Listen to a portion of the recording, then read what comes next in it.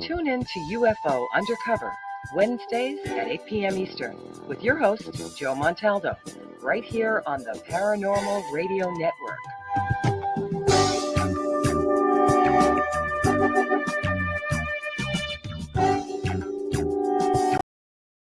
I had enough. Well, you drove out there into the middle of nowhere and had some sort of loud verbal display challenging ET in general out in the middle of nowhere? That's what I was doing. I actually had a pistol in my hand at the time. I was really ticked off. When I was having this fit, I was waving the gun in the air, okay, and I had this fit. And at this moment, I said, okay.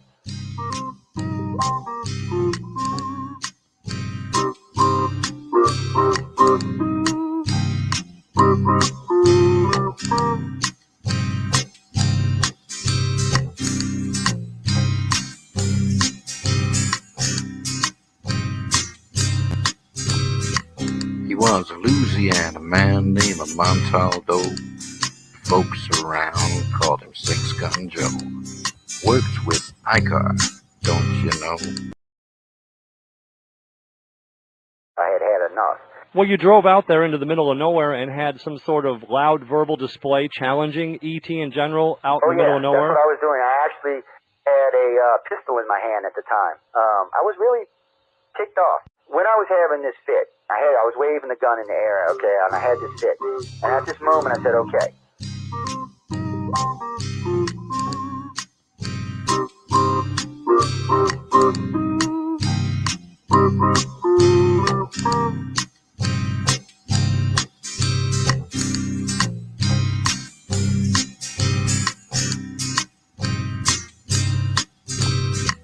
He was a Louisiana man named Montaldo.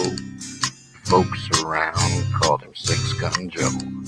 Worked with ICAR, don't you know? Investigating UFOs. Out for a drive with a gal one night, they stopped to check out the reporting site. When an alien lit right there on the ground, he commenced to throwing his weight around. Now, old Six Gun didn't take too kindly to that kind of thing, especially without Vaseline or anything like that, you know. Seriously. Well, Six Gun looked that critter right in the eye and said, "Any last wish before you die?" Yo, reached for his gun, quick as a twitch, and said, "Fill your claw, you son of a bitch." Now a legend spread across the land about this pistol-waving man. But if you're from space or from Earth below, you don't give no lip to Six Gun Joe.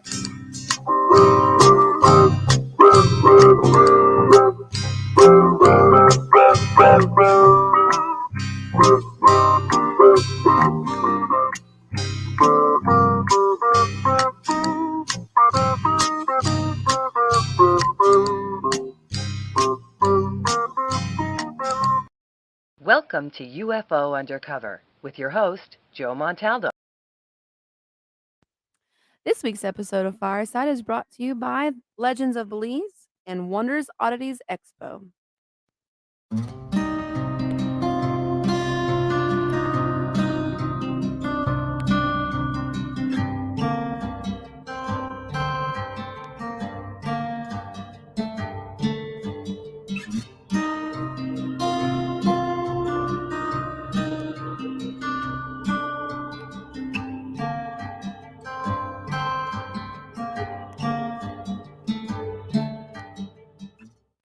Hello, everybody. You're listening to Fireside Paranormal Podcast. My name is Jordan Cline. I have a great show for you today. My guest tonight is Joe Montaldo. He is the president of the International Community for Alien Research. We're going to talk about all kinds of fun stuff, and we are fresh off of the Wonders Oddities Expo in Monroeville, PA. It was a lot of fun. Got to meet a lot of you folks out there, a lot of folks that listen to the show in PA, apparently, so that was really exciting. Before we get to the show, just a few announcements. Legends of Belize is a series about mythical creatures that dwell in the jungles and waters of Belize. The Belizean legends are captured, documented, and preserved like never before in a comprehensive art series and books with fully colored and detailed images of fine art by artists, authors, and award-winning animators Dismas and Marissy G. Discover the supernatural creatures that wait deep in the jungles, such as the mysterious dwarf called Tata Duende with backwards feet, known to rip the thumbs off of trespassers, or the beautiful shape-shifting woman known to locals as the Ishtabai, who seduces drunks to never be seen again. These creatures and many more can be found in the Legends of Belize books. Learn about the cryptozoological, paranormal, and unexplained creatures that haunt Belize. Be fascinated, be terrified. Belize. Legend of Belize books are available in print and ebook. Buy your copy from your favorite online bookstores such as Amazon, KDP, Apple Books, and many more. Also, be sure to visit legendsofbelize.com. And definitely don't forget the American Paranormal Magazine. Go to paranormalzine.com. Check out all the new things they have going on there. Don't forget also, they're doing the Owly Award, which is the #1 paranormal investigator of the year. It's open to podcasters and authors. I think voting ends at the end of this month. So if you get a chance, go ahead and put my name in there. Go to paranormalzine.com. Help me out a little bit. I'd like to win that. I think it'd be pretty fun. Not that I'm begging or anything, but if it was, it'd probably sound like that. We are getting really close to our Halloween episode. So if you have a personal story, you want it to be a part of that Halloween episode, like I said, I want this to be 100% personal stories. So make sure you send that in, Fireside Paranormal Podcast at gmail.com. I'd love to have your story as part of our episode. Make sure you reach out to me. If you can't email for some reason, you want to connect with me on Facebook or any of the other social medias by chance, just go ahead and send me a message on there and we can get it all worked out.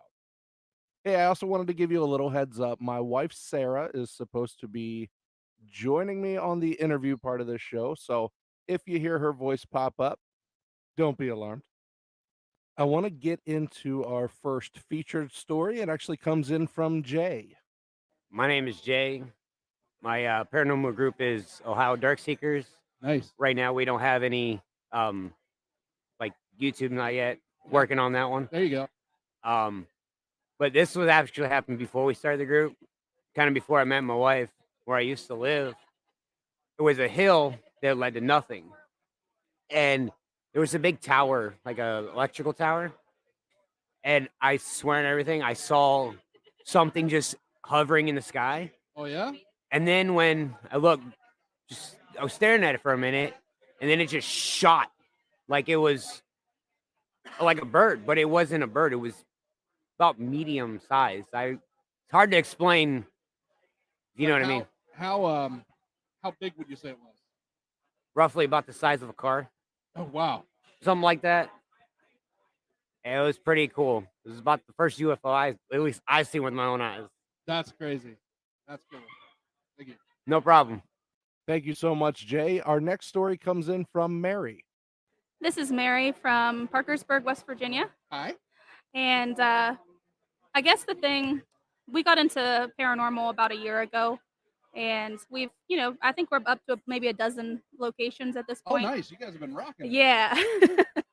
And, I'm a skeptic. My husband, he's not. But when we go to these places, I'm always kind of, cautious. Yeah. And I'm trying to think here. So at Prospect Place, it's a Underground Railroad location. Oh, okay. And in the basement cellar type area, that's where they would keep the people who were trying to escape, right? Yeah. So down there, we were sitting down there with our equipment for maybe an hour, and nothing really happened.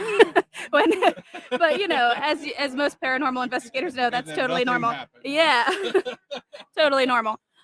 So with me being the extrovert out of the two of us, I just started talking. We were getting ready to pack up, and I started talking about the history, everything that has happened modern day. Like we've had an African American president, and talking about at the time there were riots going on, and how they've gained a lot of rights. So we packed up, we started heading out the door, and behind me, I heard "thank you." Oh, wow. This little tiny voice, it just said "thank you" like that, and chills. Nobody else heard it, but thank God we were still recording. So And it came up in the recording? it was on the EVP. Yeah.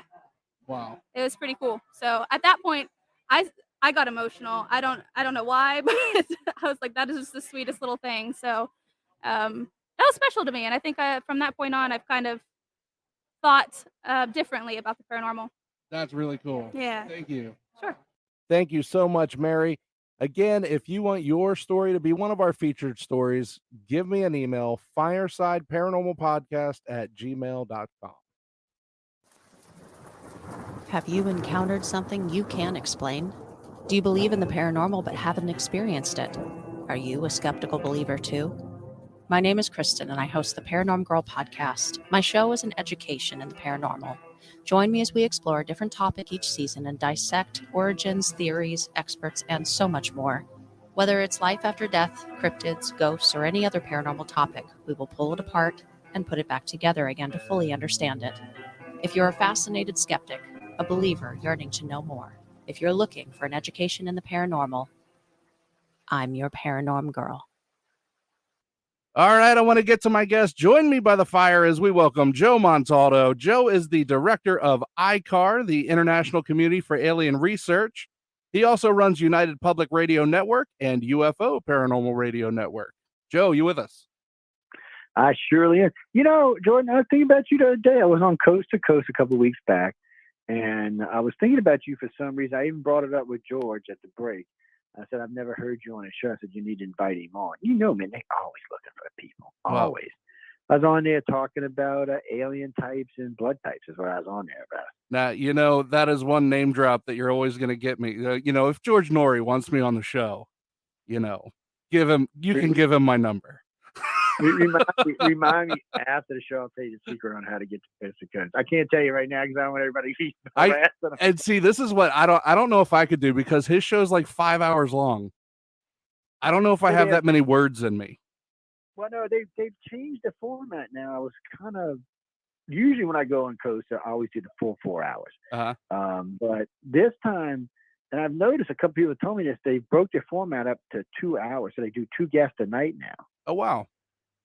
So I'm kind of like, what happened there? Are their ratings dropping or something? Why would you do? Because there's a lot of good guests out there that don't need 2 hours. They need more than 2 hours. People like you need way more than 2 hours, but still, it's always fun. You know, Tom and George and the Lisa and all a bunch over there, all nice people. So, you know, and I met George a few times, like at the X conference and out at the one in the desert. And You've done TV shows with George too, haven't you? Wait, say that again? You've done TV shows with George too, haven't you? Well, yes. Well, yes and no. And the fact that we were both on the same episode on the same TV shows, but we weren't together because we didn't see each other. Ancient Aliens and them do a weird thing real quick. So they flew me out. The first time I was on Ancient Aliens, they flew me out to D.C., set me up at the Mandarin Hotel. Beautiful suite. The bathroom in the suite's bigger than my house, my 2,000 square foot house. Goodness. And everything worked on voice. You could tell them they had a tub, then they had a jacuzzi tub, then they had a shower with like 8 spigots in it, and then they had this thing I would call the group shower. It's bigger than my master bedroom. It's got things all in the ceiling, spigots all. I mean, this is like a car wash for humans, man. I don't know what the hell this thing is for. I really have no idea. This was for like a party that I'm not allowed to go to. Is all I can say. And then here comes George Norrie. No. I'm like, oh, now, but in all fairness, when I met George the first time in DC, I met him in studio at NBC Studios in DC at the X conference, the 2009, I think it was. We talked in studio. It was me, Alfred Weber, and Richard Dolan. He was having the 3 of us, and we each doing an hour and Q&A at the end. So I'm sitting there doing my thing because I was first. I get up, I'm sitting in this chair. I'm done, took over the microphone. George said, I can go to break if you don't. I said, sure, I can run this show, no problem, man. I started laughing. I said, no problem at all, man. Let me. I see how these mics and all work. I was having a ball, but I've met him half a dozen times. He's always been just as nice as can be. He's never, I've heard a lot of different stories about the man over the years, but he's always been nice to me. He's always been polite. He's never asked me for money to speak. So the first time I had him on the network, Karen Dolan brought him on. Okay. And if y'all knew who Karen Dolan is, that is Richard Dolan's ex-wife. And she brought him on. And I said the first time I met him was in D.C. That was a lie. The first time I met him was in Roswell. At the 59th. I was out there for the 59th and the 60th anniversary of Roswell. And Guy Malone drugged me out there, the alien resistance movement people. And I met him out there. Karen Dolan introduced me to him, and then we did an interview with him, and then Karen interviewed him, and then he came on the network a couple of weeks after that, which was, I didn't even know he did that kind of stuff. Now, really? For those listening, you want to tell them who Richard Dolan is? Richard Dolan is a historian. He's not a ufologist, so don't get confused. He's the guy who goes around and takes other people's books and puts them into one coherent book for you to read. He's not making, he's done 1 or 2 books after his original 3 where he makes opinions, but I don't know why he does, because he's not a ufologist. He's not a researcher like some of the other researchers in the field, like myself and others. That's not what he does. He is truly a historian. He's a good historian. I don't want to take anything away from him, but he just takes those books and puts them in a range where everybody can understand them and go through them and find the information that you're looking for. He did something, was it with Whitley or, I can't remember who it was. They did Dark Matters or something. Okay, yeah. And they did that. I just don't remember it. And then I met him, his girl, I guess it's his wife now. They had a TV show out there, some paranormal TV show. And I didn't mean to embarrass him. It was an accident. I was talking to his girlfriend at the time, who was one of the stars in the TV show, and his other 2 co-hosts. And one of them said, well, I noticed that you come up a lot, and because it was still UFO Paranormal Radio at the time. I said, well, if you type in UFO Paranormal, I said, if you type in UFO Radio or Paranormal Radio, we're going to come up the first 5 things on the first 5 pages. Well, Richard says, oh, that's just because it's your computer. And as soon as he said that, his girlfriend says, no, I'm looking at him right now. He's first on everything. He's on Google, Yahoo, and that's what it was. Until we switched names to United Public, we were always on the first 5 on the first 5 pages, because, I mean, that was our name, and that's what we did. Now I think we're like the 3rd or 4th page or something now, but it's not a name that we push as much because, frankly, even though we do a lot of UFO and paranormal stuff on the network, I can't get big name gas when I say, hey, I own UFO Paranormal Radio, and would you like to come on UFO on the cover to, like, Senator McConnell? They just kind of look at you like, what kind of drugs are you on, boy? Yeah.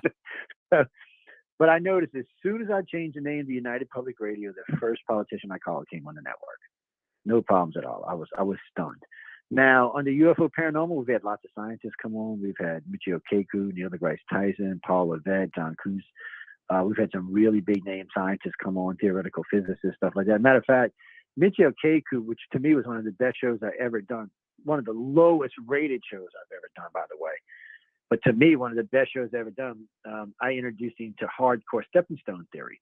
Because, you know, he came on the show. The show's title is UFO on the Cover, which I was surprised he came on. My wife got him somehow or another. And we started talking about aliens. And I said, well, you know, couldn't we just do stepping stones? I said, couldn't we build a platform in zone L11, and one on the moon, and one on Mars, and one out in the asteroid field, and one on one of the moons around Jupiter, and one of the moons around Saturn, and maybe out on Pluto or Charon, and then another one out in the Oort cloud. You know, well, once we're in the Oort cloud, we're halfway to Proxima Centauri. So that's 2 light years out. So then you go from there to the halfway point between that and Proxima, which is 1 light year. You build a base there. So you're stepping along. You're never on a spaceship for long periods of time. So I'd throw you and your wife and the kids on there. They say ship you over to Mars. You spend a couple of months on Mars, and they ship you out to Io. You spend a couple of months out there. Then they ship you out. And, you know, you got travel time in between. But instead of having say an 8-year travel time, it's going to end up taking you like 16 years to get there. But it's not going to be 16 years on a spaceship. Yeah. And right now, according to Elon Musk and Jeff Bezos, we should be able to travel close to light speed without breaking it. So they're talking about inertial dampers now and force fields that can repel micrometeorites and stuff like that. I mean, these are serious technologies we're talking about. And of course, the downside to what we're talking about is it will work and it will get you there and it'll get your family there. But if you get anywhere above half a light speed, so at half light speed, Proxima Centauri is 7 years away, is how far it is. At light speed, it's 3.85 light years away. So you're looking at a 7-year trip or an 8-year trip. Like I said, a broke up trip, though. You're going to spend months here, days here, weeks there. You know, you're going to be refueling at different stations. You're going to be seeing different places. Think about it. You'll probably get to spend 6 or 8 months orbiting Saturn, which ought to be just stunningly beautiful. Same thing with Jupiter. So, I mean, you're going to actually get to experience our solar system before you get to Proxima. And then, bam, you're at Proxima Centauri. You're starting a new colony. So him and I went through the whole series on how it would work, what it would take, what kind of money we were talking about. Man, listeners were dropping off like bam, bam, bam. It was just too much. It was way over the average listener's head. It was just too much science. We geeked out. What can I say? I geeked out. Hey, sometimes you can. You know, I enjoyed it. I mean, I had a great time. Same thing with Neil deGrasse Tyson. Him and I got to talking, and because both of them were really surprised that I knew as much about physics as I did. I still remember, you know, he said, how come? I said, I got a bachelor's in science. I said, in advanced avionics and electronics. He said, he said, that makes more sense now. He said, you one of them geekers that like to read. I said, I have read some hard stuff. I mean, Universe in a Nutshell was, even though it was written for laymen, I don't think the average layman's going to understand it. I had a hard time with it myself. And I read a couple other people who put out stuff. I'm a geek. I can't help myself. I love to geek out. And when you're researching like myself, you got to look at everything. You know, we have to have explanations for why. I mean, you're cruising through space. You look at Earth. Earth is beautiful, but is that enough to come here and decide to hang out for 100,000 or 50,000 years, however long ET's been here? What is it that brought them here in the first place? How long have they been here? Have they been here since we've been here? Or I create, you know, I got in trouble with one of my Christian friends the other day because I said, you know, right now there's only 3 ways that man came to be on this planet. God created us and put us here. Okay, that's one. That's all in what you believe. Panspermia brought us here, which is the current theory on evolution. Panspermia brought the building blocks of life, the positive, and they turned in life. Or ET put us here. But really and truly, that's really the only 3 current explanations. And by the way, ladies and gentlemen, in case you know, all 3 of them are theories. None have been proven. In case you didn't know this, evolution is not a proven theory. I know you'd think as much as we hear about it, it would be a proven theory, but for some reason, they just can't figure out how to prove it because certain things defy the theory. Yeah. Some things, like the way man came to be. And if you look at natural course of evolution on this planet, man just popped out of nowhere. I mean, if you can follow every species, you can follow the duck, or you can follow a platypus back almost 2 million, 5 million, 10 million years. You can follow the horse back to almost the dinosaur era. But for some reason, you can follow a dolphin back 250 million years. But you can't follow man back for 2 million years. Something's just screwy. There's something that just, you know, and then whether you think we came from apes or not, I got a real good one from you. I can prove we didn't come from apes. You know how I know that? You know how I know that, Jordan? How is it? Okay, so if you're Rh positive, you share 2% of your genes with the rhesus monkey. If you're Rh negative, you have no genes related to any monkeys, period. Now, Rh negative is when you say, like, you are A negative. Your blood, right? So you're O negative, or Rh negative, or Rh positive, or A positive. It's just the Rh factor in your bloodline. In case y'all didn't know, Rh means rhesus monkey. That's what the Rh stands for. Yeah, most people don't know that. So if you're positive blood, whether it's A, B, O, what is it? It's O, B, A, B, and A. If you're any one of those positives, you share 2% of your genome with a monkey, a rhesus monkey. But if you're Rh negative, you do not have that same gene. Matter of fact, Rh negative people are a little bit different than Rh positive. There's different things in their personality. There's different things in their blood. Like O negative is the universal donor. It's the purest form of blood known to man. I'm O negative, nice and pure. You know me. Stay back, vampires. But Rh negative is also a baby killer. Until we invented the antigen D gene, it used to kill babies. In case you haven't noticed, ladies and gentlemen, you used to have to get a blood type to get married. And why? Because Rh positive and Rh negative people were not compatible to have children. Mm-hmm. The children were stillborn. So why would Mother Nature create something that killed babies? And why would Mother Nature support something that killed babies, but yet somehow still has managed to infect our population at 15% and growing now? Did y'all know back just less than 1,000 years ago that green and blue eyes were less than 1% of the world's population? Today, it's almost 14%. Same thing with Rh negative. That's because we're taking over. We are taking over. That's what's starting to bother people, because Rh negative went from 0 to 15%. They're saying within another 1,000 years, Rh negative will be almost 30% of the world's population. Why? How's it growing so fast? What the hell's going on? What's driving this? I mean, it's outnumbered. I mean, in the beginning it was 99-1. Now it's 85-15. I mean, but what's driving this? What's creating this? Why are so many Rh negative people being born? Why are they different? Why are their personality different? Why are their attitudes different?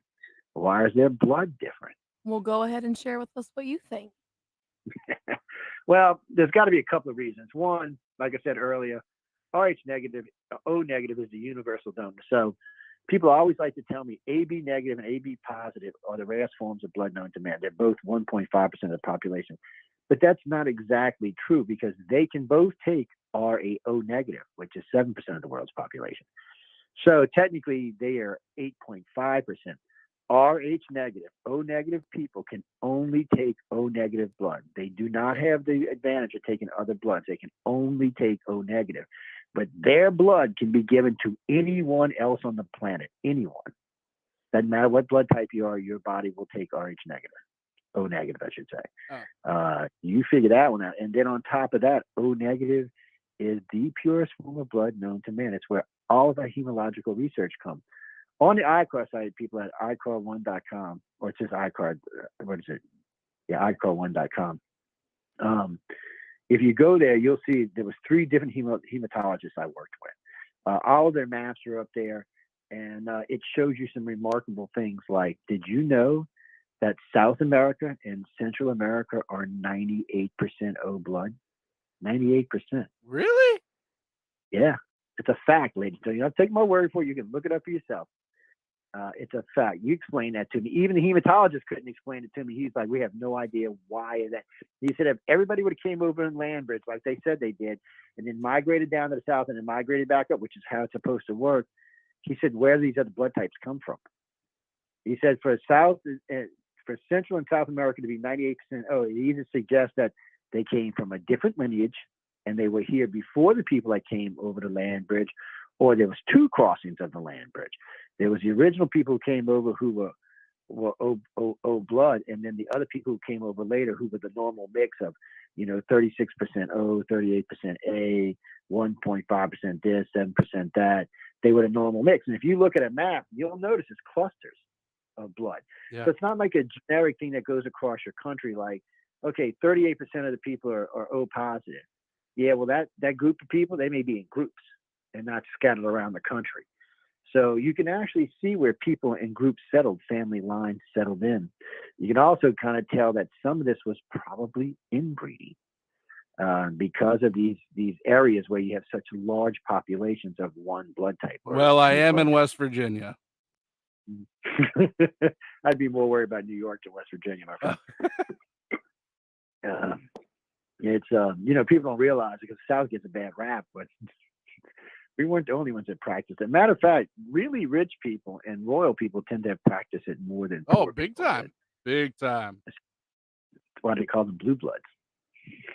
Because your blood was screwy.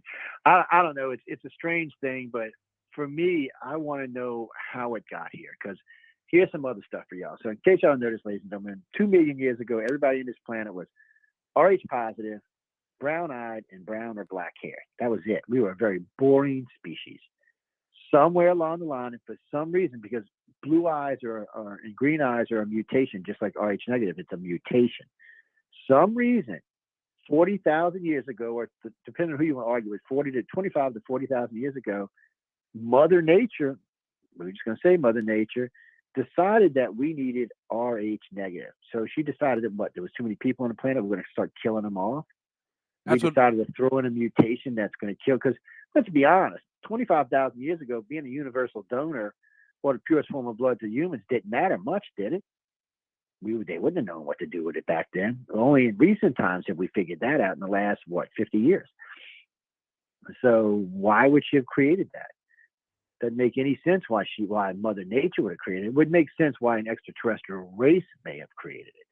Or, to throw another wrench into the box, if you go back about 10,000 years or 12,000 years, the Sumerians used to talk about a civilization that came to this planet that were human-like. Yeah. They looked like us, but they were taller, bigger, and their heads were shaped differently than ours. They went further back on our head. Well, they talked about they built these two great white dome cities because they couldn't breathe the atmosphere on this planet. So they built two covered cities. The Sumerians talk about this in great detail. So the people that race decided they were going to create a race just like yourselves to rule this planet and help get the mining and minerals out of it. Well, that race could actually breathe the atmosphere. So they decided probably 10,000 years later, like, why the hell are we doing this? Let's just create what the Sumerians call the seven creations of man: the eagle-headed man, the dog-headed man. Anyway, with the last humans looking like us, but not quite us. They were a slave race. They knew how to procreate. They knew how to make meat. They knew how to make clothes. They knew how to plow the fields, but they never asked why.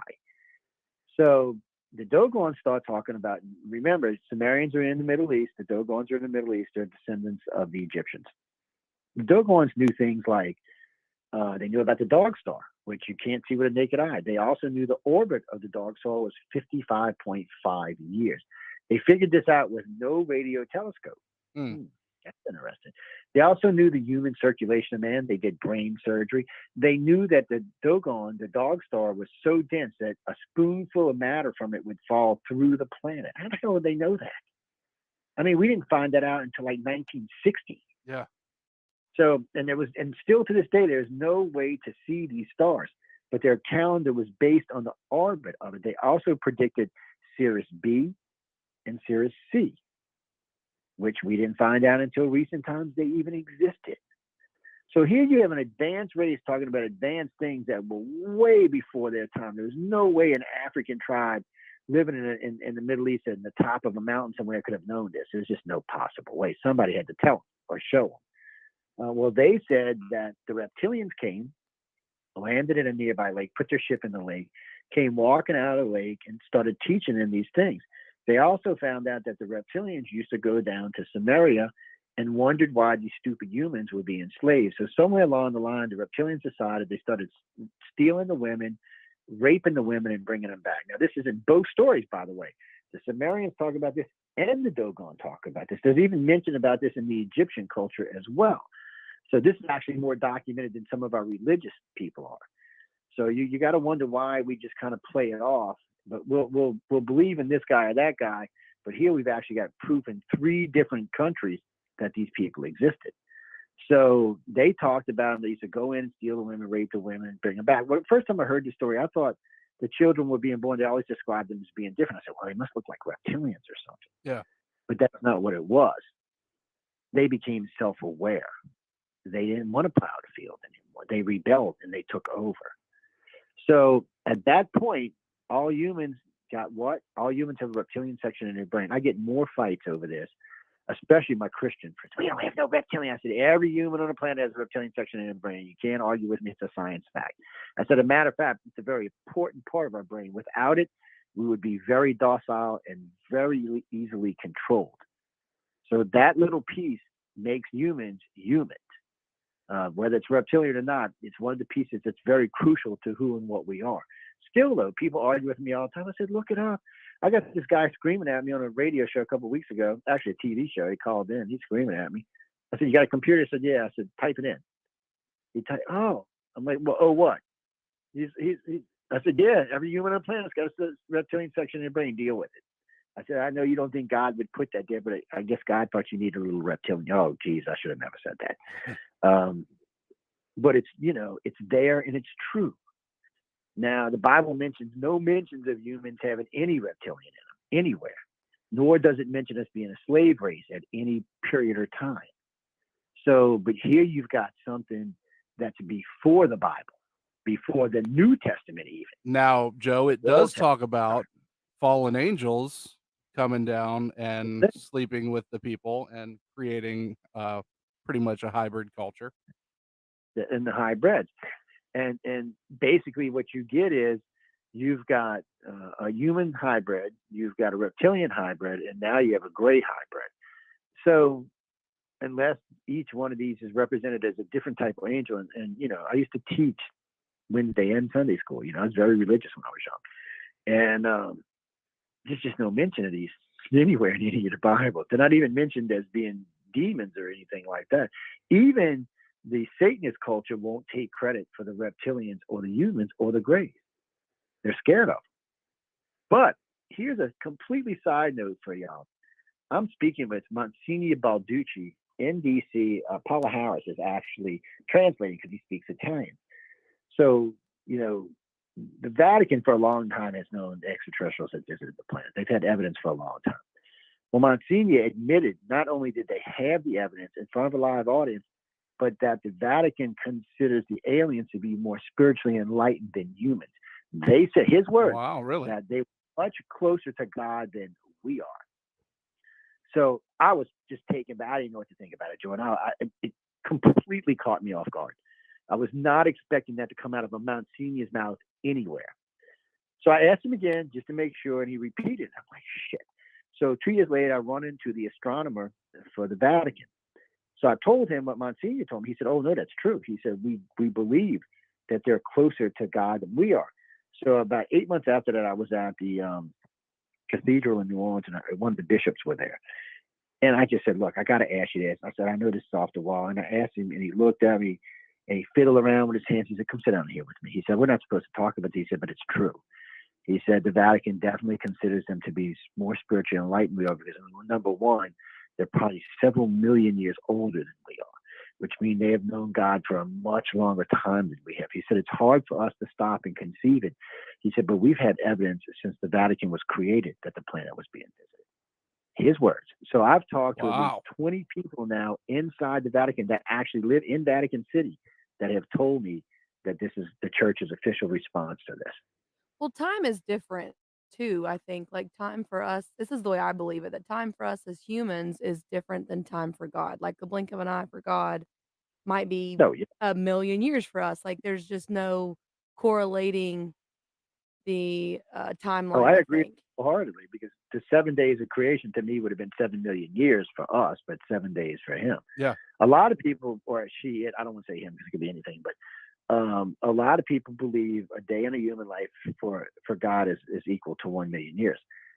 I don't know. Now, when I die, I'll be sure to ask him. But as of right now, I have no idea. But it would make more sense than the current theories that we understand, or I should say, we don't understand. It would just make more sense. But a good friend of mine who teaches, he runs a Baptist seminary in the middle of the country, one of the biggest Baptist groups in the country. I got to talk to him one day, and I said, "Did you ever stop to think that Jesus might have been an astronaut?"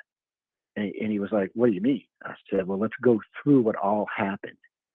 I said, "Remember this. At the time it was 2020. I said, think about this.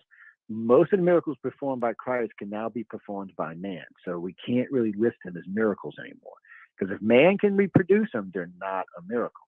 They may have been a miracle 2,000 years ago, but in today's society, they're not." I said, so here's an advanced race came and landed on this planet, found this mess of what we called the planet at the time. The Roman Empire was rampaging across the planet and thought maybe they could fix it. Because on another side note, until the birth of Christ, reptilians ruled the planet. Almost every culture prior to that believed in reptilians. They thought reptilians were the bearers of life to bring us the good stuff. They thought the humans were evil. And you can check out all the Mesoamericans. They all believed that. Most of the African tribes believed that.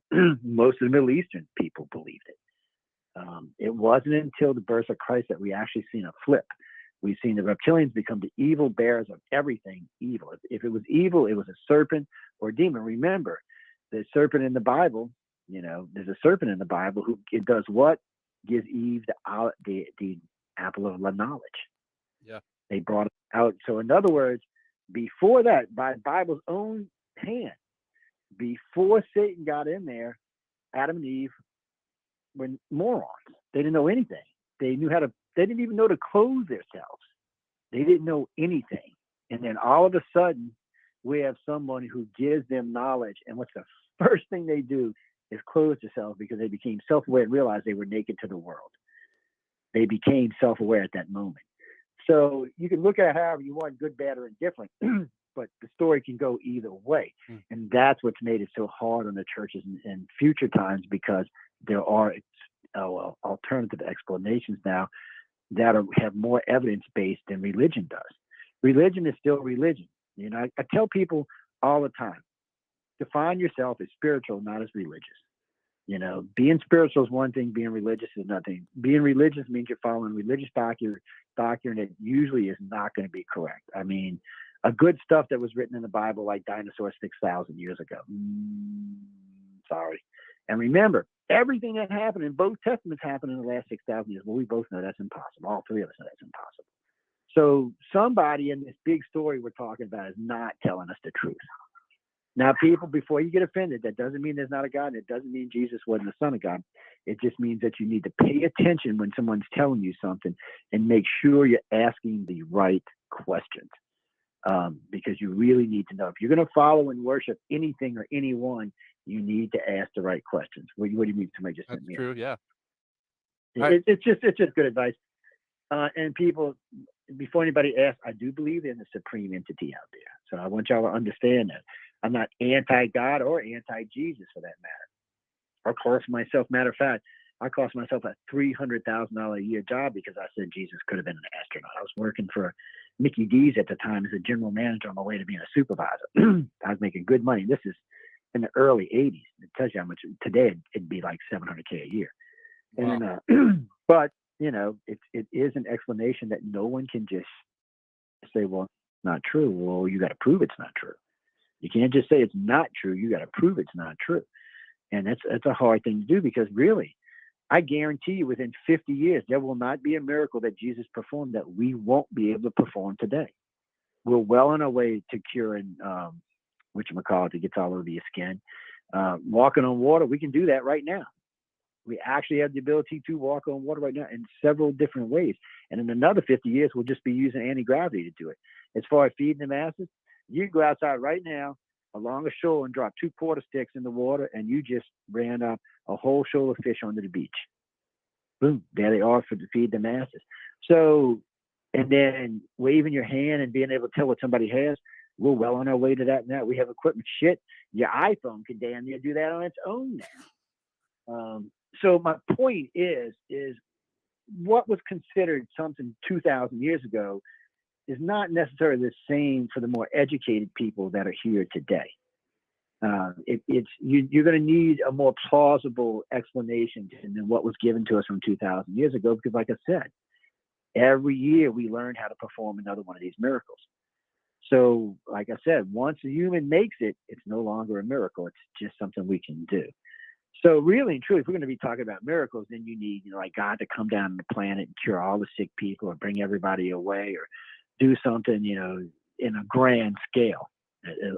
That might be considered a miracle, but then let's not stop to think. Any alien race that's more than a few 100,000 years old can easily produce anything that was done as a miracle 2,000 years ago.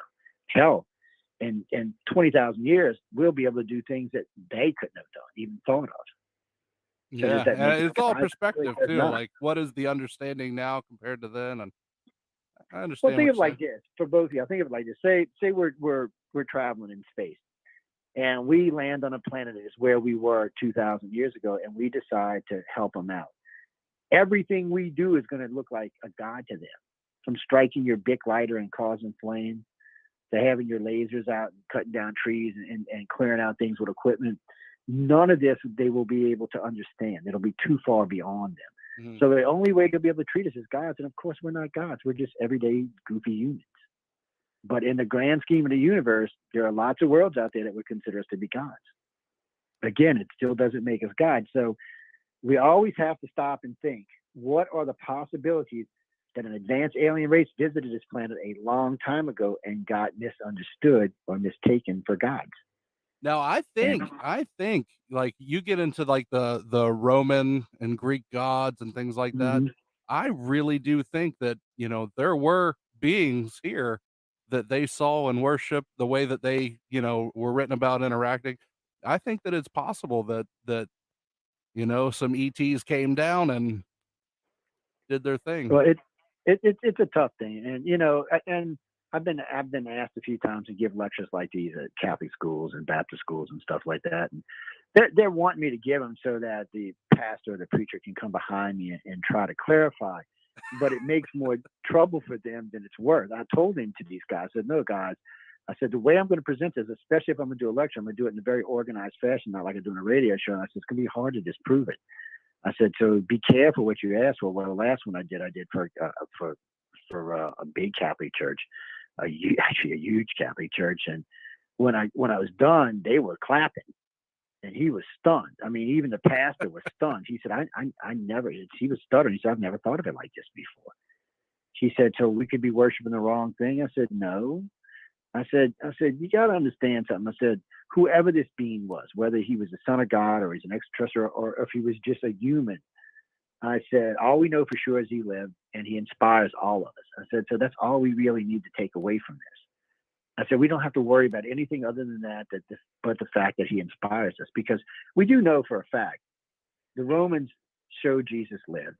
The Jews showed Jesus lived, and the Muslims did. The problem is only the Christians believed he was the son of God. The Romans did not. The Jews thought he was a minor prophet, and the Muslims also thought he was a minor prophet. They never thought he was the son of God. Only the Christians believed that. And remember, it was the only way for the Christians to get into heaven is to have Jesus. Because according to the Old Testament, only the 12 tribes were allowed to go, which was 144,000 Jews. Mm-hmm. No one else got to go. So we needed something that allowed us other people into heaven, and that's exactly what Jesus became for us, a way into heaven. It's so you have to take it all with a grain of salt, and you have to really stop and think about it. And no, my job is not to convince y'all your faith or to convince you that you don't have faith. I tell people always the same thing. If you see something or you believe something and it makes you feel as snug as a bug in a rug, you should keep believing it. Because, life is short on this planet and there's a lot of chaos. So if you got something that really makes you feel that you're in control or you feel loved, then you should stay there. I'm not lying to you. You should definitely stay there. I would still like to believe. I'd still like to be ignorant to the world if I could be today. I just, unfortunately, but I want people. I don't want because people sometimes get the wrong idea here and they want to start hating or, But again, it's a theory, people. Just like that, he was the son of God or he was a human. Because remember, both the Muslims and the Jews think that Jesus was just a man and not even a special man. So you're taking the words of the Catholic Church, basically, who we know lies. So I'm just warning people ahead of time, man. It's like I got some friends that are Mormons, and I always give them shit because I want to know when they're leaving the planet. In case y'all don't know, people, Mormons think that they're not from Earth, that they belong to a different world, and they're going to go out there and meet their God and their Creator, which, by the way, they think is part extraterrestrial. And boom, and they're not the only religion, by the way, that believes that we did not originate on this planet. And God is not the one who put us here. So let me explain. They still believe in God. They just don't believe that God was the one that put us on this planet, that we were brought here. A lot of people think Earth is a prison colony, just like Australia was. I have no idea if that's true or not. But a lot of people do feel that we were put here. And here's something else for y'all. Did you know that your biological clock is set to 24 and a quarter hours? And that your body works best in an average temperature of 73 degrees Fahrenheit. These are science facts, by the way. Yeah. So Earth, in case you didn't know, optimal temperature is around 80 degrees. So it's hotter than what our human body's recommended for. Also, Earth only has a 23 and 3/4 hour day. Mars has a 24 and a quarter hour day. Hold on, first, I want to interrupt you. You said the perfect temperature outside is like in the 80s? No. On this planet, if you did an overall temperature of the planet on an optimal day, it would be around 84 degrees. Of course, we're in climate change now, so that's probably going up. I was about to say, because it's like 70 degrees today, and I still got my air conditioner on. Yeah, well, I got mine on too. I feel for you, buddy. I know what you mean. But up north, it's getting cooler. A lot of my friends up north are already seeing snow. We were in Colorado just a week ago. It was already getting cold up there. We were in Salt Lake City. It was already getting cold up there. It was still warm in the daytime, but it was cold at night. So overall, our bodies are not designed for the planet we live on. So if you believe God put us here, then God made a boo-boo when he created our bodies. Well, God don't make boo-boos, so what's going on? So did God actually put us on Mars? And then Mars went foobar whenever it went foobar, and we all ended up coming here. Now, we talk about cities like Atlantis that is sunk and gone. So to help y'all out, if today's society was 100 years older than it is today, or 500 years older than it is today, and we were all digital society, if there was a giant catastrophe and there were no paper books, we'd all end up in the Stone Age again. We'd have to revert all the way back before we could come forward again. So that's what they think happened. Atlantis came here. They were building civilizations because, they were building pyramids in Egypt, pyramids in South America, and something happened. And we don't know what happened. It does look like there was a city, because we do know there's a sunken city sitting off the coast of Cuba right now in 2,000 feet of water. There's actually two. There's one in the harbor that's in 800 feet of water, and there's one around the other side that's in 2,000 feet of water, which they said there's 3 pyramids there. They said the one pyramid could fit all the pyramids of Giza inside. Wow. Now, these are facts. You can still find pictures of these online. There's not very many left because for some reason, the Archaeological Society, it was a Canadian-Cuban Archaeological Society that found it.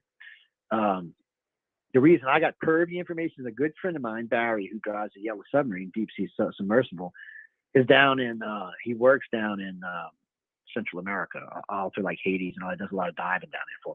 He got the commission to dive these cities, and he was sending me pictures. And we had a lot of good stuff, and some of it I even still have. Most of it's just collectible stuff. But so it proved that there was a city there. Now we found another road in out there in the Mediterranean, in the off the Gulf Coast, and where the Gulf meets the Pacific. I keep saying Mediterranean, but it's not what I mean. It's where the Gulf meets the Atlantic Ocean. There seems to be a lot of weird stuff on the water there. And of course, there is the Bermuda Triangle, which we still don't know what the hell is going on. Yeah. It does seem to be, and recently they've been finding artifacts washing up on Florida shores from all over the Gulf. From the storms are bringing them up. So it looks like there was a city, a very large city, that sunk. And it sunk deep. So there was some kind of catastrophe. It couldn't have been the Ice Age, because that's too much water. I mean, we're talking 2,000 feet. Even if you melted all the ice on the planet, you're never going to get 2,000 feet. Yeah. And ladies and gentlemen, before I go on, before anybody writes to me or writes to Jordan or his sweet wife, let me explain something to y'all. Have you ever had a glass of water with ice in it? When the ice melts, it doesn't overflow the glass because the water's already been displaced. So any ice, which is the majority of the ice, is already in the water. It doesn't matter if that ice melts. It's not going to raise the thing. The only water you have to worry about is the glaciers that are landlocked. That's the ones you have to worry about. That's what's going to raise the seas. And it's not going to raise the seas, no 20 feet. That's an impossibility. It's just not enough ice. So you can believe whatever you want, but you can go do the math for yourself. There's several sites that list how much ice is still on the planet, what its melt rate is, and how many inches it will raise if it all completely melts. And in case y'all didn't know this will not be the first time that our planet is iceless. It's happened several times in its history. The whole entire time, the whole 200 million years the dinosaurs were here, there was no ice on this planet anywhere. And guess what? It wasn't flooding the place away. It was still here. Hey, Joe, a big continent, and so I don't want people to take global warming lightly, or I should say climate change, because it's not global warming, because we are going through a phase. But I want you to understand that it's not what we're being told, because it's not the first time that ice has melted on this planet. It's not going to be the last time that ice melts on this planet. And let's not forget, until 1988, every scientist on this planet said we were going through what? The Ice Age. So it's not until very recent times that we've gone into a warming phase. In case y'all didn't know this, before every ice age, there's a warming phase. So you think we're going to have another ice age? That's what all the major scientists said until the 80s. And then there's other little problems, with some of the stuff they come up with some of the data, like they said the seas were rising. So they went out and tested the seas on 5 different occasions, and it wasn't rising. So Noah came out and said that it was in a hiatus. That the global warming went into a hiatus. Then they said it was a bad algorithm, but still the new algorithm still says the same thing. It's not rising. It hasn't actually risen. The only place it's risen is on the Atlantic on the other side, and it was 0.0001 millimeters. That's non-existent is what that is. So believe what you want, but the real math is there for you to go look at it for yourself. I have no doubt that there's climate change going on our planet. I have no doubt there's always going to be climate change going on our planet. It's been like this. And another little fact, in case y'all didn't know, the last 10,000 years has been the calmest this planet has ever been. So we may simply be reverting back to the planet's normal climate. And one last side note while we're on climate change, the outer planets are also warming. I'm not sure man can cause the outer planets to warm. I'm sorry, guys. Hey, Joe. But there is something that could, in case y'all didn't know this, we live amongst a bunch of red dwarfs that are coming in from the Sagittarius galaxy. You know, the Milky Way eats galaxies all the time. Right now, we're eating 6 of them currently, but the one closest to us is the Sagittarius galaxy. So recently we found out that Earth and our solar system is completely surrounded from these red dwarfs that came from the solar system. So some scientists are saying that Earth is not native to the Milky Way, that it's actually from the Sagittarius galaxy, not from this one. Because all the stars around us are from the Sagittarius galaxy. You figure it out. How did they get us all around us and we're not one of them? Yeah. So I've heard this theory go back and forth a dozen times. I've heard, science bullshit. And then some say, oh, no, it's not bullshit. And it goes back, you know, and one thing science is guaranteed. If it's going to hurt someone's ego, it's not going to get changed immediately, which is a sad thing because it's taken us so long to progress because, you know, we don't want to say somebody's wrong or something's not right. Or like Einstein. Einstein was brilliant, but not all of his theories were correct. We know that now. You know, but for a long time, everything he said we took as gospel. But today we realize that not everything was gospel. He was brilliant and he brought us a long ways, but some of his stuff that led us into quantum mechanics and stuff like that wasn't correct. You'd have to go see Dr. Paul. I never can say his name right. It's Levettea or something like that. He's the cosmic pulse guy. He's the one that proved the cosmic pulse exists, which happens about every 26,000 years. The pulse gives off a burp, basically, and it happens. But, you know, it takes a long time to get here because the core is a long ways away from us. It's, 100 light years away, 100,000 light years away. So it takes a while to get here, but it does happen. And they've proved it by taking ice core samples. They have found the material from the core in these ice core samples. So they know what happens. And what happens is you'll start noticing a blue glow for probably 100,000 years. As it gets closer and closer and closer, the solar system will start to cloud up. You'll start seeing dust enter the solar system. Eventually, there'll be enough dust to block out the sun, which will trigger at first an ice age, and then it'll trigger a super global warming event. And then the planet will kick back into normal after probably 50 or 80,000 years of this. But they prove it happens. And it's just a matter of time before it happens again. So with the ice core samples, we know it's real. So there's lots of stuff that we don't want to talk about that contradicts a lot of what science says, and there's lots of stuff that backs up science. And I'm a big geek. I love science. I'm gonna. How many books do you read, Joe? Not as much as I used to. You know what I do now, to be totally honest with you? When people want to send me stuff, I ask them to send me audio books because I do a lot of driving. I average about 50 to 60,000 miles a year, so I just put it on the car stereo and listen. It's way easier for me. I also pay more attention when I'm listening like that, so I pick up more knowledge. Matter of fact, that was what I was doing through it because I wanted to know, like with L. Ron Hubbard, I wanted to know who this guy was. I've heard a lot of stuff about this guy over the years that are not so polite, and I found out most of that was BS. But he's got a brilliant mind. So. Did you know this guy invented a way to help you get rid of your problems without needing drugs or shrink? So I didn't know what this was. I had, heard about Dianetics and all that crap. I was about to say, are you getting ready to give me a Scientologist pitch? No, listen. So I'm reading this article. I was watching one of the newsreels, from the 40s, or actually from the early 40s, late 30s. There were newsreels, and I was just listening to one and watching it. So Elron, most people know this, he was a Navy commander. He commanded both a ship in the Pacific and in the Atlantic. So he was sitting on a ship one day and he couldn't figure out why his guys were taking so long to get back. They, some of them had just minor injuries and it was taking months to get them back. So he went in shore and went and talked to the Navy doctor. The Navy doctor said it was more about what was in their head than what was healing. So he started working with them. He came up a way to go back and find the problem in your head and immediately pull it out. So the Navy so did the Air Force, they put this to use, because it was bringing guys and flipping them out in less than 2 weeks with no drugs or no psychologist. The doctor could do it. So the Navy and the Air Force both implemented this. And they were going to keep it. Well, Elron decided that he got into a fight with some politicians. So the Senate was going to allow for the psychologists to build a place in Alaska where all they had to do is sign your name and they could send you there. Okay, they could say, okay, well, Jordan, he was acting like this. We're going to send him up there for 8 months without any review or anything. So he got in a big fight with him. He knew a bunch of congressmen and senators. He got in a big fight, and he fought him for, I think it was 2 years, and he got the bill overturned. Well, it was the biggest mistake in his life, because what happened after that was that the pharmaceuticals and the senators with money invested went after his ass.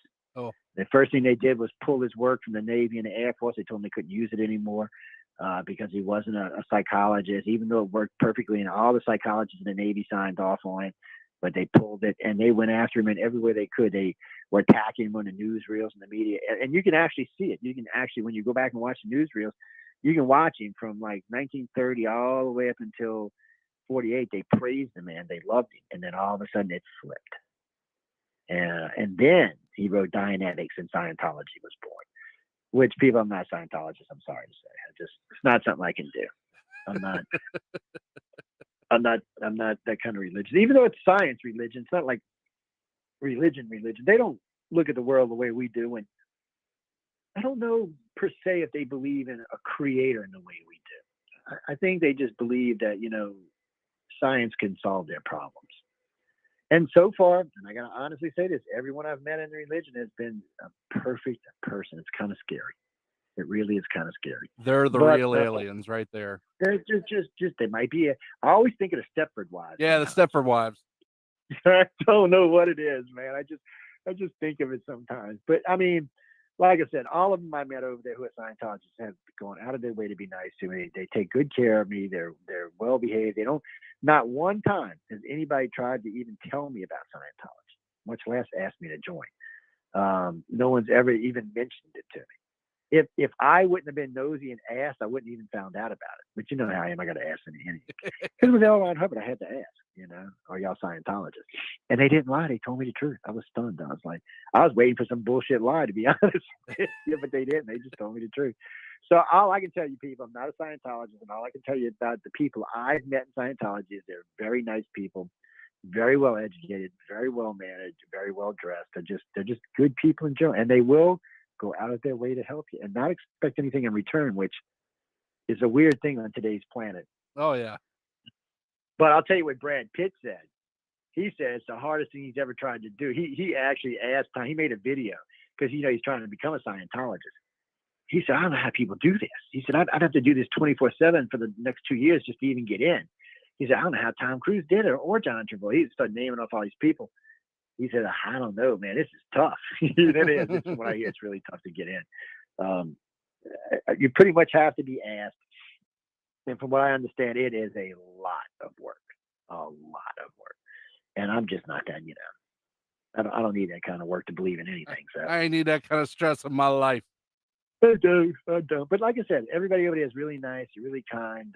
I haven't had any problems with any of them. No one's ever lied to me yet so far. And that's what this all started over, was going out and investigating them for Writers of the Future awards. Because, it's a prestigious award, and people who win it can get, end up being big writers and big publishers and big illustrators, because the people who judge them are already that. Yeah. But no. They don't even ask. And by the way, in case y'all know, the judges are not Scientologists, in case y'all didn't know that. They're just people like we are, wealthy millionaire people like we are. But, Tim Powers is a blast. I always like talking to him. He's a high energy. One of the things they do you if you win is one day you're there, they give you 24 hours to write a story. They just say, okay, this is what it's going to be about. You got 24 hours to tout it out. It's like, really? No pressure. And the illustrators are the same way. But, I've met everybody, all the judges have been fabulous. I got interviews out with them, and I've talked to them about things like aliens and other stuff like that. And they're sci-fi fantasy people, so they don't have problems with aliens. They're like, yeah, let's do They're all about it. Tell me more. I'm going to write it in my next book. No. And you know what? And in case y'all didn't notice, ladies and gentlemen, anybody can submit, and you can submit 4 times a year. Yep. So you got 4 chances a year to get in, and it is blind judge. They don't care what color you are. They don't care if you're woke either. They don't care about any of that stuff. All they care is you're a good writer or a good illustrator. I'm still floored by that. I've just, usually when somebody tells me stuff like that, I go investigate it and I find out, they want $500 for this or $1,000 for that, or, you gotta pay for this or pay. In case you didn't know this, You still own your story, and they pay you per word for your story. The big winner gets $5,000. I think everybody else gets $1,000 plus the free trip out to LA and all, and to get to work with all these judges. And these judges want to help you. That's the really strange part. Because most of the time when I meet millionaires, they're not all that wanting to spend their time helping you. But it's different with these guys. These ladies and gentlemen want to help you out. They want to see. I met Anne McCaffrey's son, Todd McCaffrey's an interesting guy. Anne's got a lot of books to her credit. Joey Larch, was one of the people that worked with Anne. And, I mean, they're just a bunch of great writers over there. I mean, they got a great fantasy. And the anthologies, by the way, we're going to be giving them away from starting this week all the way until Christmas. We're giving away, last year we gave away 1,500 books. This year we're going to give away 2,000. Wow. We're also giving away 2 very expensive Seiko watches and 2 lightsabers. Real ones? Real ones, yes. Got one sitting over there. Well, I was out at Dragon Con for Atlanta. I went to Atlanta for Dragon Con for a week, and I just got back from Fan X in Salt Lake City. Nice. I was up there, and I met the guy who does the lightsabers in Salt Lake City, and he gave me one. He's sending me Obi-Wan's that's coming in a couple of weeks, and then what's his name? Son's is coming. The red one with the 2 things that come out the side. Yeah, his is coming too. So I have all 3 of them. I'm keeping one for myself. The one that don't make no noise, I'm keeping for myself. The other 2, though, I'm giving away. They're going to be a sponsor on the network, actually, and sell some lightsabers on the network. But I actually got a sponsor. I got the lightsaber guy. I got one of the sword guys who are going to come sponsor. It's weird. I was in the back where they sign all the autographs, and this guy pulled me aside. He said, "Are you Joe?" And I looked at him like, "And who are you?" Next thing I know, there's like 18 people standing around me just asking for autographs and stuff like that. I stepped in Stockton Cortez, Colorado. I'm in the shop talking to this guy. He recognized me. He wanted an autograph. My wife's looking at me like, "What?" I'm like, I forget, I forget sometimes I do TV and I just forget, I've been in, full articles done on me in newspapers. And I had the Australian Science Journal do a whole section on me in their journal. And we fought back and forth for 6 months, man. 6 months I fought with them assholes. Excuse my language, but we did. But they were great. I mean, Alfred Weber got me in trouble with him when he said, "Oh, there's 1.5 billion abductees on the planet." I was like, "Alfred, you did not just say that." "Well, you said 10 to 15%. That's what 10 to 15%." I said, "Alfred, you can't use numbers like that." But I mean, when 2 days I get wrote up in this Science Journal, and I read the write-up. I said, "You haven't listened to a damn thing I said." So I wrote it back. I said, "If you're gonna write me up or write some BS, at least listen to what I said first."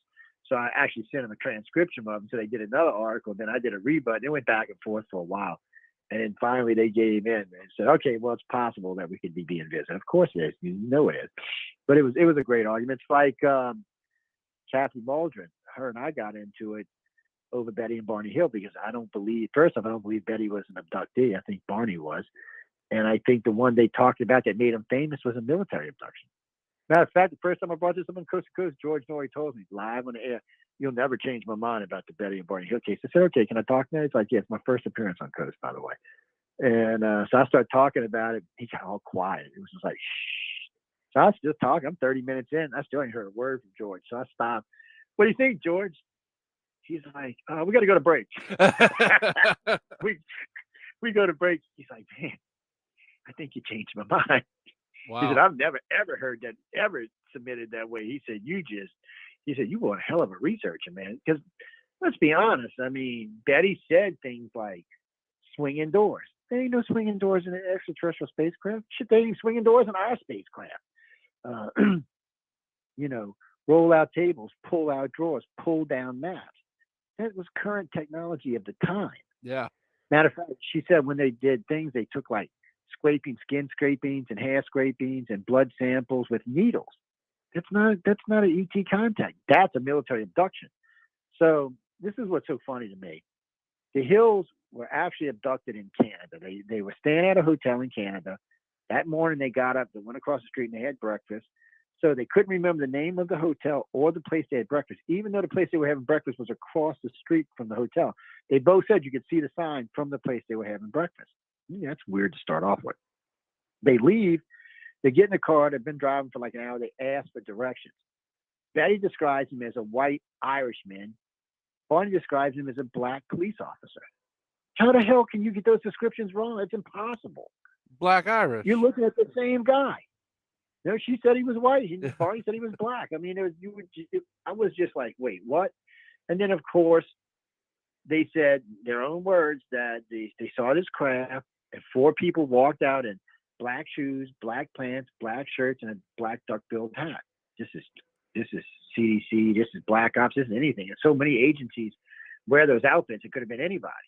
They said they walked over the car. They looped their arms under each other and walked them back and walked them up the stairs into the crash. Sounds like a dirigible, but I've never in my whole entire life of doing abduction research, which is 40 years, heard anybody walking upstairs in a spacecraft, unless it was like in a movie or it was like Valiant Thor. Other than that, I've never heard of anyone. Most of the time, they're either floated up, beamed up, or drawn in. They're never, ever walking upstairs, which I was just floored by. I was like, well, that doesn't even make any sense. Then they said these things grabbed the trunk, like she said they were like magnets. They EMP'd the car. Aliens don't need to do that. They don't need to physical anything like that. So none of that ever added up to a real alien abduction. I think honestly, Betty and Barney Hill, that was the first known military abduction. And what's funny about this, Kathleen Maldry and I got big arguments about it because she had just wrote this book and she said, oh, it was a digital television. I listened. I still got them somewhere. I have a lot of the original interviews and the original hypnosis tapes of Mr. Simon when he regressed both of them. And I've got a lot of the interviews they did in the late 60s and early 70s. And there's no doubt what she said. Because at the time, that's what she thought, that's what an alien should be. Later on in life, 20 years later, she changed her story because technology changed. Well, you can't change your story. If you change your story, you're a liar. Whatever you saw is what you saw. And it's not going to, 20 years later, it's not going to make, because I can talk to an abductee from 20 years ago, and they will tell me word for freaking word what they told me the first time. It leaves such an impact on you, you're not going to forget. I mean, it scars you for life. It's as bad as rape or anything else. It just scars you for life. You're not going to forget. Well, you may try to bury it and hide it, but you're not going to forget that this happened to you, and you're going to remember it. Especially on the hypnosis, you're going to remember it word for word for word for word. So, and then there was the other problem. In the original hypnosis, there was 3 sets of memories. There was the alien memories, the cover memory, and the human abduction memories. And they talked about humans. Then there's some other weird stuff. So, Barney had a colonel that lived with him. Then he knew several other colonels in the Air Force that's been knowing him since he was a young man, before he knew his wife. Then him and Betty, who, by the way, were a racial couple in the 60s, were invited to the White House. Okay, that for what? He was a post office man. He wasn't even an advocate. Yeah. Why were they invited to the White House? What was it that they were offering that the White House wanted to buy? Because it was just an interracial couple. There were several of them they could have used. So what was it? I mean, why was there a colonel living with him? Why did so many colonels know him? Why did he have so much trouble as a young man? Most people don't know it, but Barney was in and out of mental care for his entire life. Eddie wasn't, but Barney was. So this is exactly what happened. Somewhere in his young adulthood, he talked to a psychologist and told them what they had. Probably someone that was in the military. The Air Force locked onto it, and ever since that point, they were following him. They befriended him. They became friends with him. They knew when things were happening to him. They were right there. It wasn't Betty they were interested in. It was Barney they were interested in. And Betty, after Barney died, there was really no other contact. She used to make stories up, but when you'd voice dress her, you'd find out she was lying. So I was like, it was Barney was the abductee. And then, but see, that's the problem with ufology today.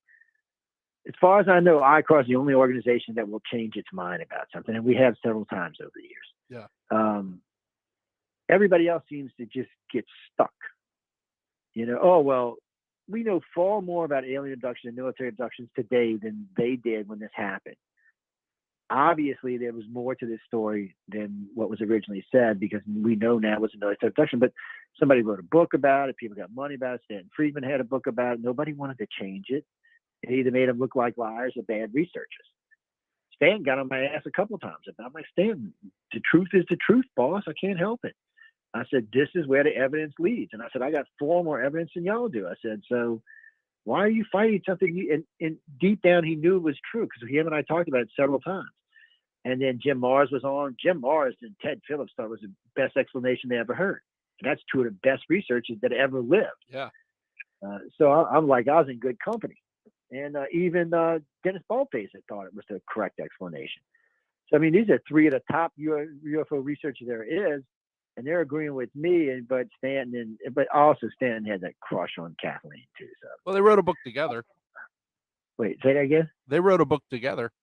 Yeah, they wrote a book together, and that's why I used to get so mad at me because I debunked the whole damn book. Actually, now I have, in all transparency, I have Kathleen coming on the show in just a couple weeks. Kathleen's a sweetie. We've got along good. Let's say, should I not bring this up?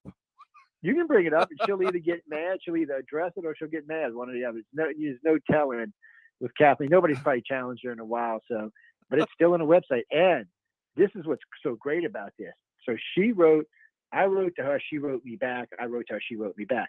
So both sides of the argument, both hers and mine, are still on the ICAR website where you can go read them. So I was actually quite fair about this. I didn't try to bully her. I didn't try to take her stuff down and just put mine up there. I wanted people to judge it for this. I've always been like that. It's just like when we were talking about the religious stuff earlier. I want people to judge it for their point of view, not from mine, not from the other person's. Do your own homework and figure it out, because then at least you're getting most of the truth and not the BS. But no, I don't get paid before anybody asks. Nobody pays me for this. Matter of fact, to be honest with you, if I'd quit spending money on this, I could have probably retired a decade and a half ago. Right? Yeah, easily. But my goal is to find out why this planet's being visited and what it is that they're looking for. Why isn't it they won't come straight out and tell us? I was always told the same thing. They've disclosed to everybody they feel the need to disclose to, which are the abductees and contactees. The general population doesn't mean anything to them in any shape, form, or fashion at all. They look at the everyday population as cannon fodder at best. They don't, for them, you got to understand from like a gray or reptilian humans. First off, their lifespans these days are endless. They can upload their consciousness into a new body. They already have pretty much unlimited lifespans to start off with. Well, but if something does happen, before you dig into that, I want to go over this in the Patreon. Oh yeah, we do that. That's even better. Because we are out of time for the show. Damn. So yeah, it goes quick. Jordan. Huh? I think you talk too much. Wait, you didn't even let that nice wife of yours even have me say 3 words. Well, I'll take the blame for that. I think she talked more than I did. She got some good questions in. So I like it because I see how she is. She'll put you on the spot, which is how she does. She throw it out there. Yeah, well, speaking of throwing you on the spot, what do you? Well, you know what I mean. All right. I got a theory for you. Well, not a theory because I just thought about it. You were talking about Atlantis, and it had to be something crazy catastrophic, right? Noah's flood. Now, you see, that's good. I'll probably use that in the future, by the way. Thank you very much. You're very welcome. That's a good theory. I mean, we know the flood existed now. Well, I mean, somebody the other day said, well, you can't prove it was Noah. I said, I'm not trying to prove it was Noah. I said, all I was trying to prove was that there was a big biblical type flood, and there was. We know in several mountains we found fish way up, not because it was underwater at one time, because it had been flooded at least once. So even where they say the Ark rests, when they do samples there, they find fish and stuff. And if you've ever watched the late great Planet Earth, of course, they say that it's there, that the Ark is there. And I have seen some evidence that suggests it might have been there, but nobody's going to let us on that mountain because it's in Turkey. Yeah, I mean, they're not going to let us up there. They're going to be like, no, you American people can't go nowhere. We will ruin it. I've heard really good stories about it. I've seen some decent evidence on it. I've seen evidence that makes you question that it might actually be there. I mean, or we're not going to say it was the Noah's Ark because I don't want to start any controversy, but some type of ark was there. Personally, I think it was Noah's Ark because we don't know who Noah was at first, but he might have been a freaking alien as far as we know. The problem for us is none of us was alive back then, and if we were, we have not retained the memory. And we might not have made the boat. Look, I know I've got my list for when I cross over for whoever I'm going to be talking to, whether it's an archangel, an angel, God, or something in between. Say, okay, I have this list of questions. Can you please answer these before we go and eat something? I need some closure, man. I need some closure. Oh, Hey, Joe, let everybody know where they can find you. Most of the time, you can just go to uprntalkradio.com. That will lead you to the ICAR1.com websites or any of the other sites that we're associated with. Of course, we're all over Facebook. We have 14 Facebook pages, 3 Instagram pages, 2 LinkedIn pages. We even have a MySpace page. Yeah. Oh my God, there's 60-something thousand people. I cannot believe there were still people on MySpace. I'm in shock. But you can find this on any podcast site anywhere. Just type in United Public Radio, UFO Paranormal Radio, or any of our host names. We've got 6 incarnations of hosts. So when I say that, the reason I say that is there's just been a lot of different hosts on the network in the old days. The first incarnation were all ufologists, all researchers and ufologists.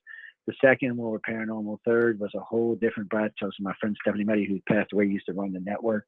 We are on the 6th incarnation of hosts on this network, which Michelle DeRoche handles these days. So there's lots of shows to listen to. There's lots of good stuff to listen to. I'm on 4 nights a week. I'm on UFO Undercover. I do politics on Friday. Don't ask me how I can get away with ufology and politics. It doesn't always work. I get emails sometimes like, Joe, you're the most brilliant ufologist I've met, but you're a blanking moron when it comes to politics. I don't want to use the language, but I'm like, really? Well, I said, if I'm not good at ufologist research, you don't think I might not be a good researcher when it comes to politics? I'm a centralist, so I get away with a lot. I can hate on both sides. I feel comfortable hating on both sides. I just call it out like I see it. Whatever it is, I'm calling it out. And they can always call in the station and cuss me if they want to. But I'm on there. I also do Science and Beyond, which I've had several big scientists on that show. It's a great show. We do a lot of fun stuff on there. It only airs bi-weekly. And then with my good friend Michelle, I host the Gray Zone Uncensored every other Saturday. Won't be in October. It'll be reruns in October because it's October. The station's really busy. She's really busy. I'm really busy. But you can find us there. She's a great host and she's a lot of fun to talk with. So any of those shows you can catch me on. I'm usually doing one of those, or I'm traveling. A lot of times if I'm traveling, my itinerary will be posted on Facebook. Like when I was in Salt Lake City, I told anybody who wanted to come visit me, just like I did in Dragon Con, come visit me. That might not be the brightest thing to say all the time, but I when I'm traveling, guys, I'm out there for y'all to start off with. I'm out there to learn research from me and to meet as many people who listen to the network or work with the network or are tied with ICAR that I can meet. So don't ever think I'm unapproachable. Feel free to walk up and talk to me anytime. If you see me doing a lecture, that's a little different. But if I'm just standing there talking to somebody, come up and introduce yourself. If I'm in something hardcore, say, hey, can you come back and see me here? Here's my card. Give me a call later on. But I want to talk to everybody. That's what I'm there for. I'm there to hear everybody's stories, to learn as much as I can, to try to get our theories even. Every chance we get, we try to update our theories to make them more plausible, more believable, more factual, evidence-based. I don't want people to believe in extraterrestrials. This isn't religion we're talking about. I want you to either know or not know. So you either seen enough evidence or you've had enough experiences that you know it's real, or you're like everybody else, you're trying to figure out if it is real. Yeah. But don't start believing, because if you start believing, then you open up a whole other can of worms. Believing in God is fine. Believing in extraterrestrials is not. So anyway, enough about all of that before I get somebody a headache. Very good. As always, I love talking to you and hearing your brain just go. Yes, unfortunately, it just pops off on its own. That's good. But like I said, we're going to talk about some alien classifications on the Patreon. So for those of you that are our patrons, you'll be able to hear that in just a moment. For everybody else, thank you, Joe. You have a good night.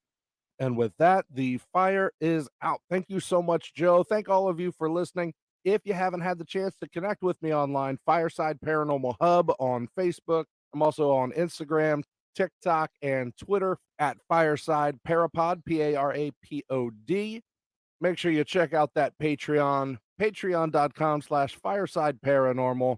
It's a great way to support the show. I'm trying to do a lot of fun stuff on there, a lot of bonus audio, merch giveaways, things like that. Name drop on the show, private Discord server, tiers start at just $1. I also have just the interview audio available to patrons. Again, it's patreon.com/Fireside Paranormal. Check out firesideparanormal.com. Get all your sweet Fireside merch. And that is all the time we have for this week. So until next week, everybody, don't be afraid, only believe.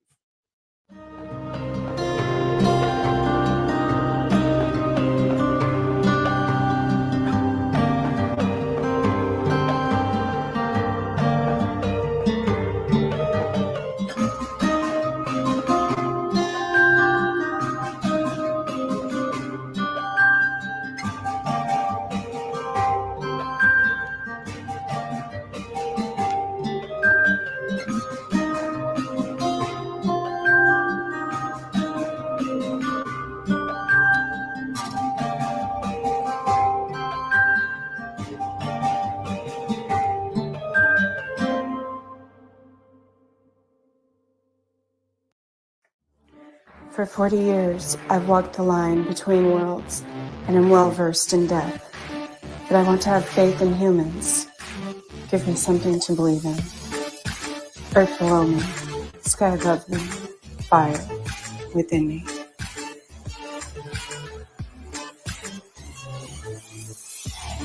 Brought to you by UPRN Network. I'm Trish Moe, and this is The Missing Piece.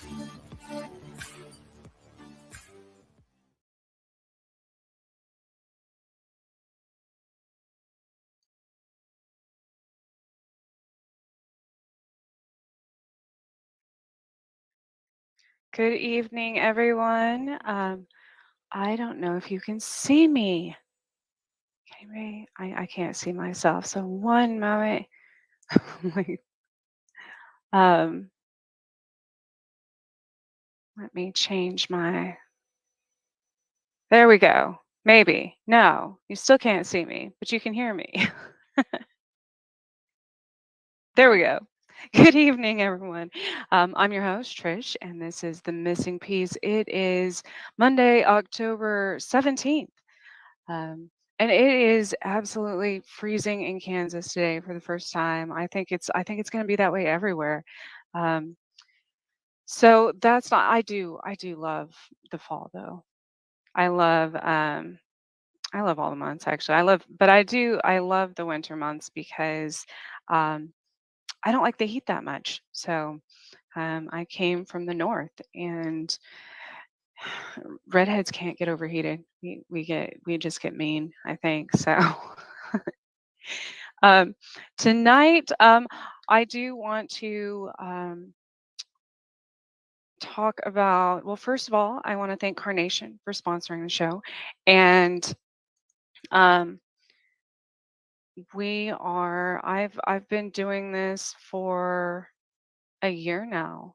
I started a little over a year actually. I started on Chasing Prophecy at the end of last September. So it has opened up an entirely new world for me and a new network of people and weirdos like myself. So it's been amazing, and I want to thank everyone for listening and watching and being patient with my, technology mishaps and yeah, that's something I'm improving on. So, but tonight I want to talk about. There have been so many movies and TV series and films and everything else made in not only made in Kansas but set in Kansas, because there is a lot of really weird stuff that goes on here. Um, and I'm sure, I mean, everybody probably in the entire world has heard of The Wizard of Oz. So that's obviously a very well-known one, as well as Superman and things like that. But there are some lesser known horror movies, and most of them, ironically, which is really scary actually, are based on true stories. And that's really scary because because that means there's a lot of really terrible people that have come through here. But we are known, we're in the middle of the United States. We're literally in the geographical center of the United States. So during the day, even before settlers from Europe came over and things like that. Um, with the native tribes, the Midwest often was a point of major battles because this is kind of where a lot of different tribes and things would come together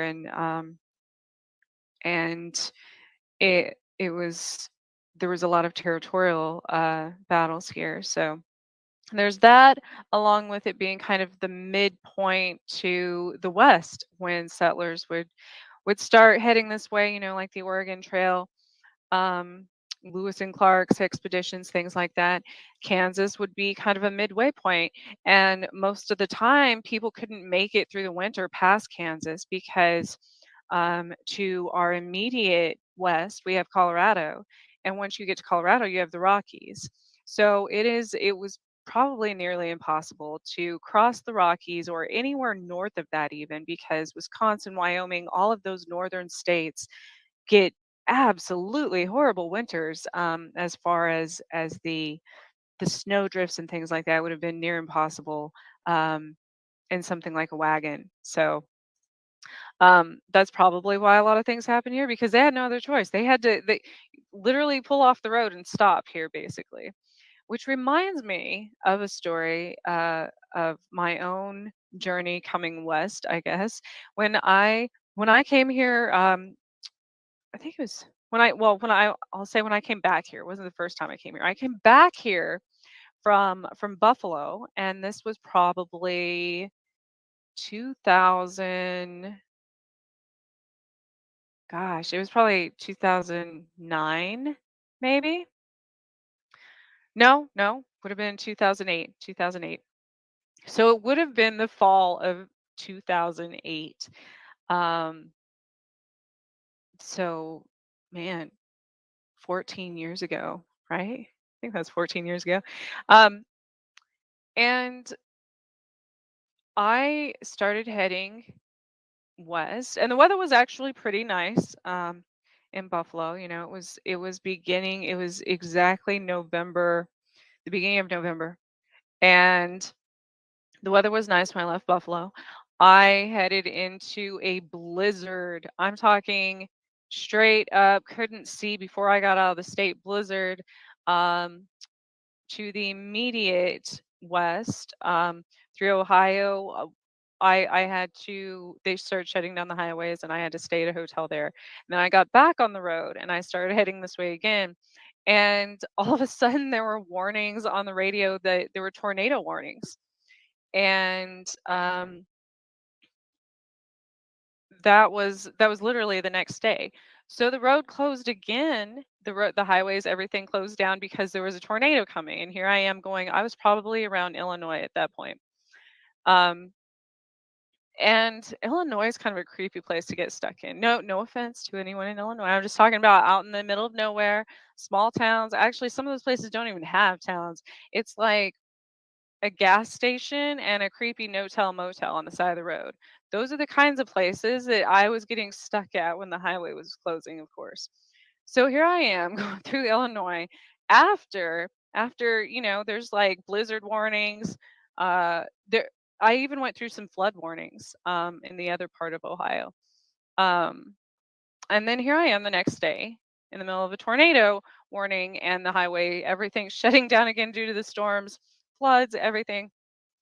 And I have to pull off the highway at, I don't even know if it had a name. I don't recall if the place had a name. I remember that. And this being, this was November, first week of November, but they still had their jack-o'-lantern out on the front of the hotel, which um I guess for those of you and if you don't celebrate Halloween or Samhain, it's just a pumpkin, obviously, but this was a rotting pumpkin because um it had been there since Halloween, I assume. But they had an empty pool that was like cracked and moldy and just had stuff growing in it, and tumbleweeds were rolling by. I'm not even making this up. There was an El Camino in the parking lot and a a camper truck, like not an RV, but the camper that you put on the back of a truck. And so there I am. And thank goodness, I had already flown out here with my son and left him like the week prior. And I went back to get my car, my vehicle, and my dogs and stuff. And so thank God I had my dogs with me. I had a pit rot mix at the time who was the biggest baby, but he was probably like 145 pounds. And then I had a bird dog.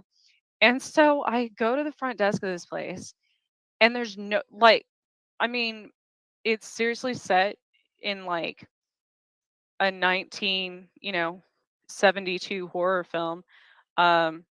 Because that's how the decor was, which I'm not judging. I'm just saying nothing had been updated in this place. And I ring the bell, for service. Even the gas station was already closed. It had closed down for the night. And so I ring the bell for service. Nobody comes. I mean, this is a sketchy ass place. Like, this was probably out of all the things I've been through ever in my life, this was one of the scariest things I've ever encountered. And, and so finally something starts stirring in the back. I hear somebody coming. A man comes up to the desk, and he's obviously been drinking a little too much. And and that's not the scary part. And so he was kind of slurring his speech and stuff, and I asked for a release. And I asked how much the deposit would be for the dogs, and or if there's an extra fee or anything, or even if they allowed dogs. I didn't, I had nowhere else to go.